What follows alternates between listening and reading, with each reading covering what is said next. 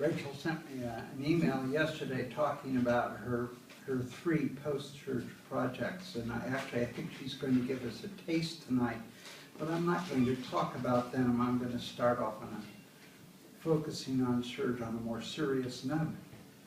Mickey Mouse is mentioned twice in Louis Zukofsky's A, on pages 63 and 283 in the UC Press edition, a fact we know and can verify because it appears in the book's index. A curious feature composed by Zukofsky, albeit with contributions and some prodding from the ever-present Celia, who, like Paul, the Zukofsky's lone child, is a constant, even overbearing presence in the latter stages of that long poem, although neither appear in its index. Rachel Blanc du Plessis, in her brilliant, subtle, combative purple passages, Pound, Eliot, Zukofsky, Olson, Creeley, and the ends of patriarchal poetry, notes just how rare it is for a poet to provide an index for his or her own poem, identifying Zukofsky's as, quote, the actual final section in the book, end quote. She traces this paratext roots back to Zukofsky's poem beginning a parody of Eliot's self-important annotations that du Plessis characterizes as having been Zukofsky's calling card to Ezra Pound. Du Plessis notes that, having permitted Pound to hack away at the body of the wasteland, quote, Eliot changed the poem definitively once more. Eliot completed his own poem by adding the notes inside it. He thereby fixes his own queer poem, it's an interesting word there, which he goes into at much greater length in this book, by framing it with rhetorics of scholastic mastery. He also extends the range of the poem by a powerful, authoritative, and influential subjectivity. In the notes, a highly literate and literary voice claims an elusive, comprehensive, and this is a perfect du Plessis word, engorgement of masterworks of European culture, end quote. This revision, du Plessis suggests, may have been as crucial as Pound's edits. So it's no surprise, I suppose, in reading Serge, drafts 94 to 114, the final volume in du Plessis' 26-year-long masterwork, to find that there is indeed an index here, and that appears as draft 113, which is to say that unlike Zukofsky, let alone Eliot, it fully acknowledges its own status as poem, even if it plays with a full sleight of hand, being not the final section at all. Draft 114 immediately follows, although that also is neither the 114th poem of the project nor the final text of du Plessis in this marvelous book. There are, after all, notes.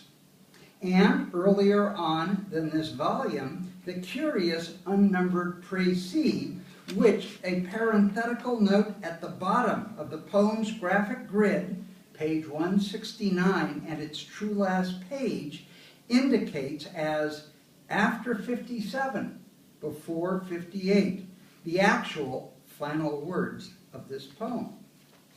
I simply want to note this one little detail, without getting bogged down in, for example, in a history of the index poem and the work of the New York School, a different discussion altogether, in order to point out that Serge is a book quite unlike any other.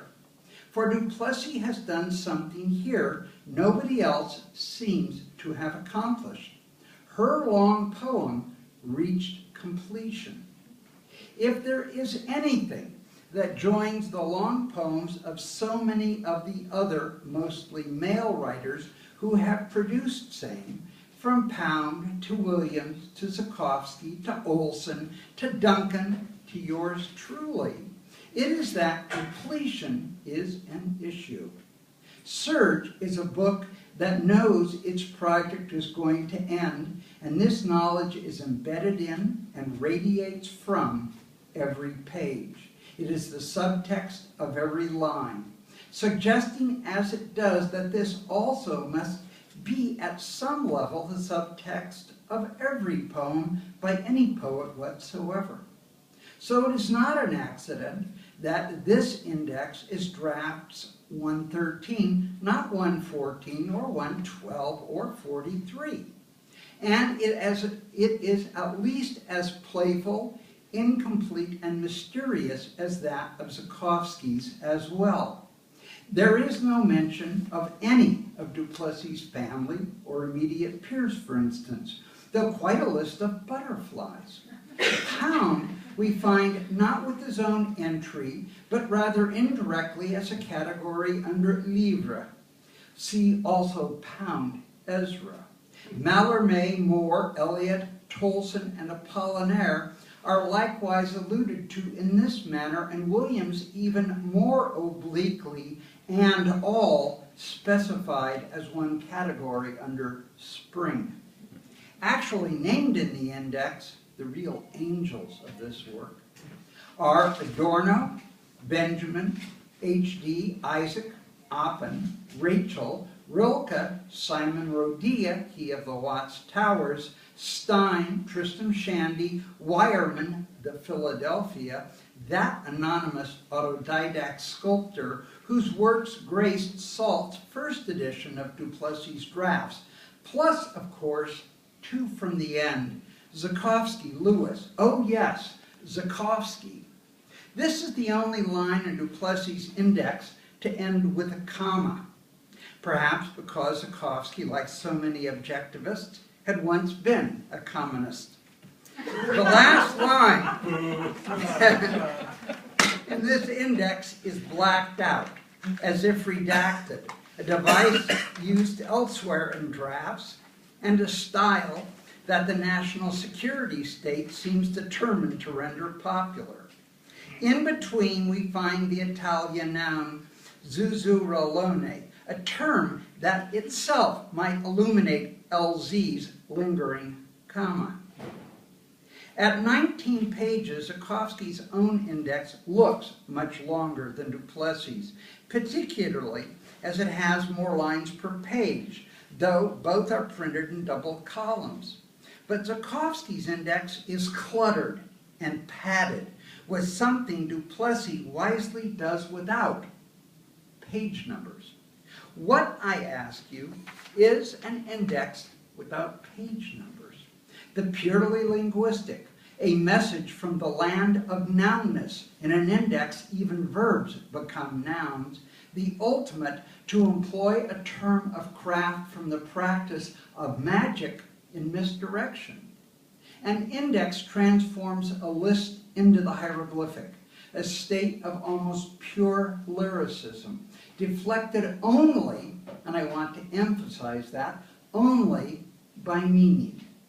There is a truism that is, of course, utterly false about literature equating any great book with a page-turner. Surge is certainly riveting and filled with suspense, but it reflects the test of the truly greatest writing, that work in which the reader is reluctant to leave any page, stanza, line, word. I reread them all, sometimes taking hours to turn the paper and come that much closer to an end. I didn't so much read this book as swim in it, at times to depths well over my head, but never without pleasure or profit. Surge is unique, I'm convinced, in the project of drafts as well as in the history of poetry. Although nowhere can I find, certainly not in this index, any mention of Mickey Mouse. Rachel Glaude, Plessis.